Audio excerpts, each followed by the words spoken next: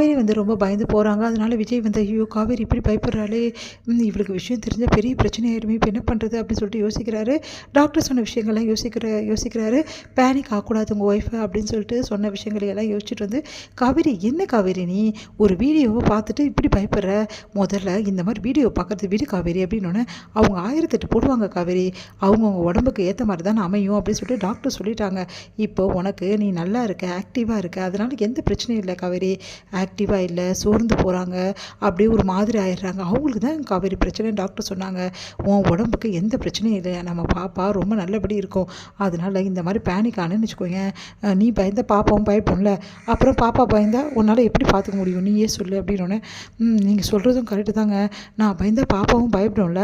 ஆமாம் காவேரி, இந்த மாதிரி டைமில் நீயும் பயப்படக்கூடாது, பாப்பாவும் பயப்படக்கூடாது, அதுக்கு என்ன பண்ணணும், நீ ஆக்டிவாக இருக்கணும்ல, பயப்படாமல் இருக்கணும்ல அப்படின்னோடனே ஆமாங்க, நீங்கள் சொல்கிறது தான் கரெக்டு, சரி நான் பயப்படாமல் இருக்கேன், போங்குங்க, நான் கொஞ்ச நாள் இந்த ஃபோனை எடுக்க போகிறதில்ல அப்படி சொல்லிட்டு எடுத்து, இதுதான் புத்திசாலித்தனம், இப்போ தான் என்னோட க்யூட் கேர்ள் அப்படி சொல்லிட்டு, சரி ஒரு நிமிஷம் இரு இதோ வந்துடுறேன் அப்படி சொல்லிட்டு வெளியே போகிறாரு. பார்த்தா கரெக்டாக அவங்க அத்தை ஒரு கண்ணில் மாட்டிடுறாரு. ஐயோ இவங்க பார்த்துட்டாங்களே அப்படின்னு சொல்லிட்டு ஓடி வந்து ஒழிஞ்சிக்கிறாரு. என்னங்க ஆச்சு, உங்கள் அத்தை என்ன பார்த்துட்டாங்க காவேரி, பயமாக இருக்குது, சரி கதவு பின்னாடி ஒழிஞ்சுக்கிறது வரேன் அப்படின்னு சொல்லிட்டு உடனே வந்து அவங்க அத்தை வந்து யாரோ ஒருத்தங்க வந்தா, அதுக்கப்புறமா போயிட்டு நம்ம காவேரி ரூமில் போய் ஒழிஞ்சிக்கிட்டான், நான் பார்த்துட்டேன் அவனை அப்படின்னு. என்ன சொல்கிறீங்க அப்படின்னா, மதினி நீங்கள் சொல்கிறது உண்மையா அப்படின்றாங்க சாரதா.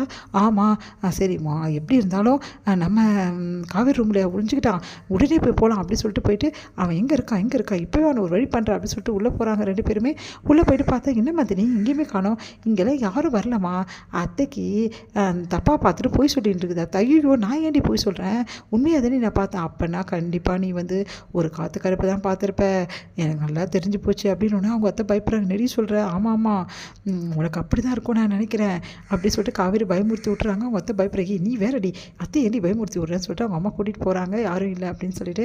அப்பாடா நிம்மதியாச்சு, ஐயோ இப்படி நடக்குதே அப்படின்னு சொல்லிட்டு, ஏங்க இதுக்கப்புறமும் செட் ஆகாதுங்க, நீங்கள் பேசாமல் வீட்டுக்கே போயிடுங்க, எதுவாக இருந்தாலும் பார்த்துக்கலாம், அதெல்லாம் தெரியாது காவேரி, உன்னை இந்த நிலைமையில விட்டு நான் வீட்டுக்கு போகவே மாட்டேன், நான் இங்கே தான் இருப்பேன் அப்படின்னு சொல்கிறாரு. ஏங்க இப்படிலாம் அடம் பிடிக்கிறீங்க, எங்கள் பாரு நான் எடுத்த முடிவு எடுத்தது தான், எக்காரணம் கூட ஒன்றை விட்டுட்டு நான் போக முடியாது காவேரி அப்படி சொல்கிறாரு. அது கேட்டு காவேரி என்ன பண்ணுறதுன்னு தெரியாமல் தவிக்கிறாங்க. காவேரி வந்து நைட் வந்து மறுபடியும் வந்து தூங்க முடியாமல் கஷ்டப்படுறாங்க. அதனால் விஜய் வந்து என்ன காவேரி என்ன ஆச்சுன்னு, ஏங்க மறுபடியும் அப்படி தாங்க இருக்குது, எனக்கு உடம்பெல்லாம் அப்படியே வந்து பயங்கரமாக அரிக்கிற மாதிரி இருக்குங்க, என்னால் ஒன்றுமே பண்ண முடியலங்க, அதான் என்ன பண்ணுறதுன்னு தெரியல அப்படின்னோடனே, சரி கவலைப்படாத அப்படின்னு சொல்லிட்டு வெளியே வந்து வராண்டாவில் கூட்டின்னு போயிட்டு காவேரி வச்சுக்கிறாரு. அப்போ காவேரி வந்து நல்ல சில்லுன்னு உணர்றாங்க. ஏங்க இப்போ பரவாயில்லைங்க அப்படின்னோடனே, இப்படி தான் வெளியே காத்தோட்டமாக இருந்தால் சரி ஆகும் காவேரி, நீ உள்ளுக்குள்ளே இருக்கிறது தான் அதிகமாக இருக்குது அப்படின்னு சொல்லி சொன்னோன்னே நிம்மதி அடைகிறாங்க காவேரி. அடுத்து வந்து காவேரிக்கு காலையிலே வந்து நல்லா குறைஞ்சிருக்கு.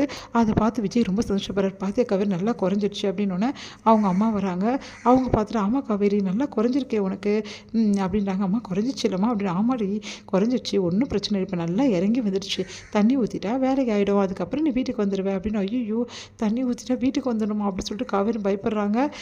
இங்கே வந்து விஜய் வந்து சரி காவேரி இப்போ உனக்கு உடம்பு பரவாயில்ல, தண்ணி ஊற்றிட்டோன்னு நானும் கிளம்புறேன், அதுக்கப்புறம் உனக்கு கஷ்டமாக இருக்கும்ல அப்படின்னோடனே, என்னங்க நீங்கள் இப்படி சொல்கிறீங்க அப்படின்றாங்க. ஆமாம் காவேரி ஒரு முக்கியமான வேலை இருக்குது, நானும் முடிச்சுட்டு வந்துடுறேன் அப்படின்னு சொல்லிட்டு விஜயும் என்ன பண்ணுறாரு கிளம்புறாரு.